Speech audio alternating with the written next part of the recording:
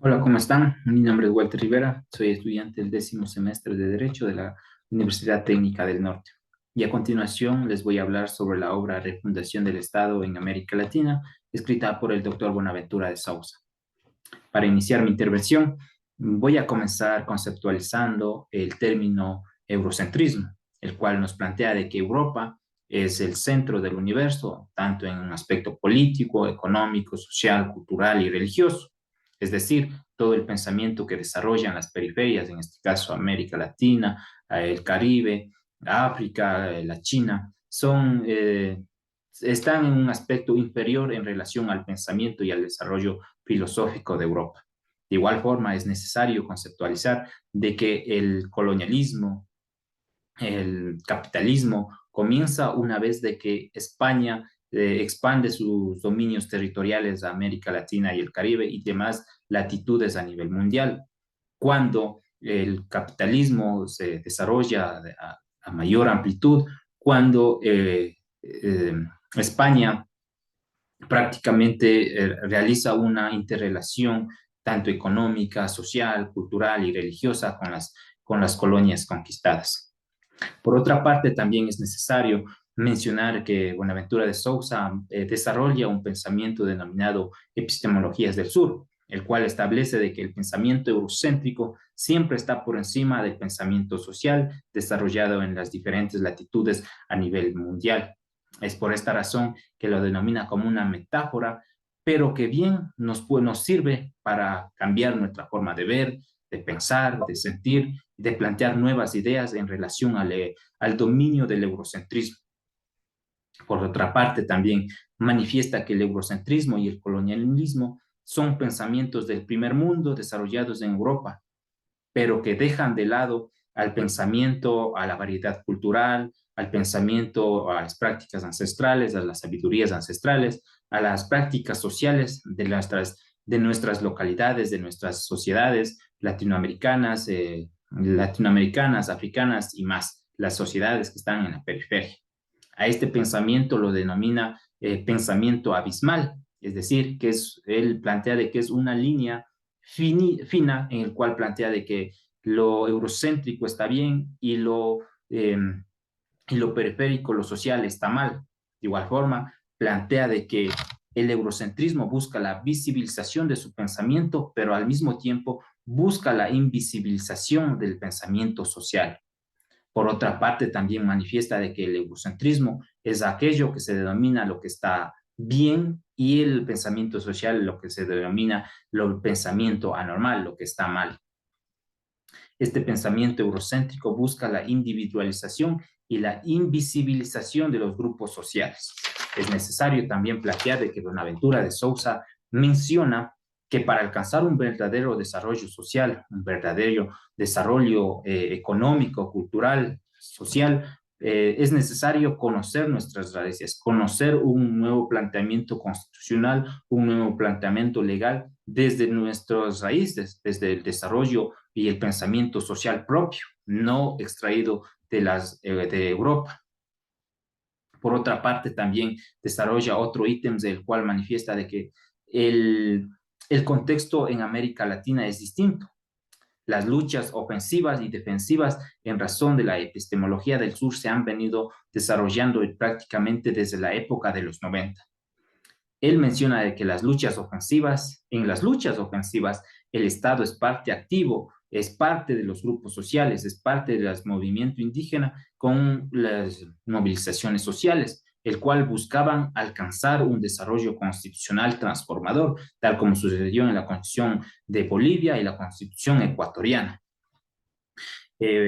planteando y desarrollando a los grupos indígenas, a los grupos sociales como parte activa y soberana del desarrollo y el planteamiento de una nueva constitución en el cual se plasme aquel desarrollo intercultural y plurinacional, buscando la participación activa y la participación soberana de estos grupos históricamente excluidos y olvidados por el Estado. Por otra parte, también él manifiesta de que se ha desarrollado ideas de luchas defensivas. En este apartado, el autor manifiesta de que estas luchas defensivas, el Estado está en contra de las protestas sociales, de los líderes sindicales, de los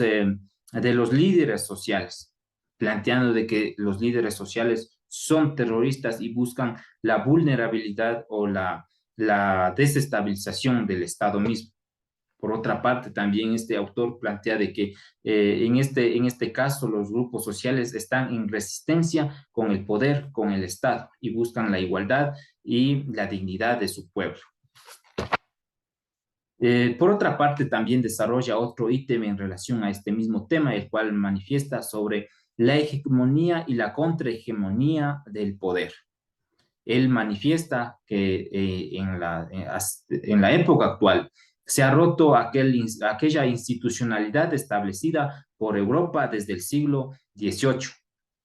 y establecida por el capitalismo. En estos últimos años, en estos últimos 20 años, se ha evidenciado las movilizaciones sociales que impulsaron un cambio estructural, un cambio constitucional a favor de los grupos sociales, al menos en teoría y al menos desde la Constitución, porque actualmente se evidencia que el Estado a un planteamiento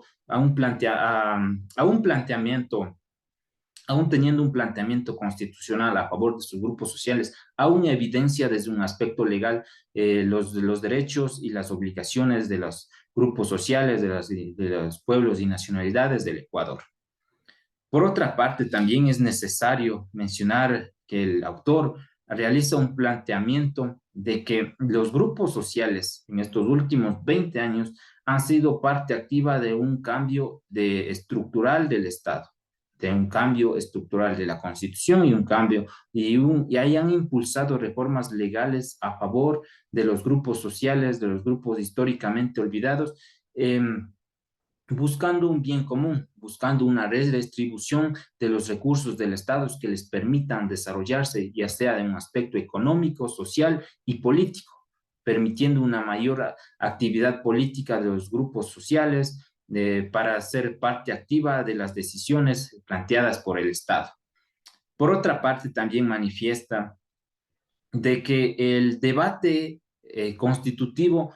es el camino para llegar a aquello que nosotros planteamos respecto al desarrollo político, al desarrollo social, al desarrollo económico de los pueblos y nacionalidades, de los grupos sociales que están en estado de vulnerabilidad frente al Estado y a los grupos de dominantes. Es por esto que nos dice que para alcanzar estos procesos políticos transformadores, él visualiza de que siempre hay un grupo élite encargado del poder y muy pocas veces los grupos sociales llegan a tal punto que pueda realizar que pueda existir una interrelación o un diálogo intercultural planteando ideas nuevas e innovadoras en función y en razón del bienestar común de todos y cada uno de los ciudadanos. Menciona que para conseguir estos cambios sociales es necesario un diálogo intercultural, planteando una reforma legal a nivel constitucional que nos permita garantizar derechos tanto a los grupos sociales históricamente olvidados y a los grupos económicos actualmente activos en el Ecuador. Y a su vez que la Constitución plantee una organización económica, social y política diferente en función y encaminado a la realidad de los pueblos y nacionalidades del Ecuador o de toda la ciudadanía que aplique estos temas. Para finalizar mi intervención, me gustaría leer un apartado muy interesante, el cual manifiesta que tenemos el derecho a ser iguales cuando la diferencia nos interioriza. Tenemos el derecho a ser diferentes cuando la igualdad nos descaracteriza. Todo esto en busca de la dignidad y el respeto y el derecho de todos y cada uno de los ciudadanos que forman parte activa del Estado. Sin más que decirles, me despido, que tengan una muy buena noche. Hasta luego.